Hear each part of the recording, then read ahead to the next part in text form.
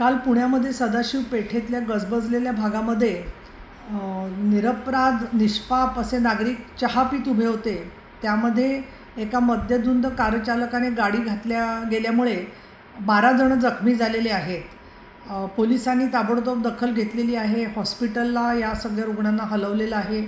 त्यातले काही रुग्ण सोडले 3 ते 4 की जे हॉस्पिटलमध्ये अजूनही दाखल आहेत।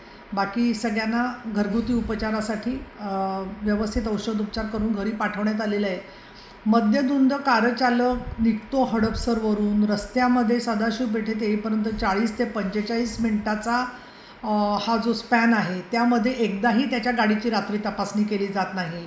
ड्रंक आणि ड्राईव्ह या संदर्भामध्ये मोहीम घ्या असं वारंवार पुण्याच्या वाहतूक पोलिसांना सांगण्यात आलेलं आहे। मी स्वतः निर्देश दिलेले आहेत। अशा वेळेला ती गाडी कुठल्याही CCTVमध्ये किंवा कशामध्ये सुद्धा न सापडता अशा प्रकारे त्याचा शेवटी अंत लोकांचा व्हायची वेळ आली होती। मला असं वाटतं की याची उच्चस्तरीय चौकशी झाली पाहिजे। या रुग्णांच्याशी माननीय उपमुख्यमंत्री एकनाथ शिंदे यांनी बातचीत केलेली आहे।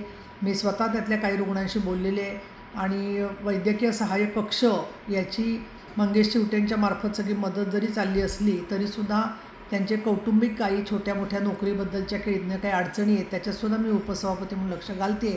तर लवकरात लवकर ते बरे व्हावेत या दृष्टिकोनातून सगळ्यांचे प्रयत्न चाललेले आहेत। पण बेदरकार आणि बेपर्वा वाहन चालकांना पायबंदी बसली पाहिजे आणि पुण्यामध्ये फार बेशिस्त अंधाधुंद कारभार चाललेला आहे त्याच्यावरती ताबडतोब कार्यवाही अपेक्षित आहे।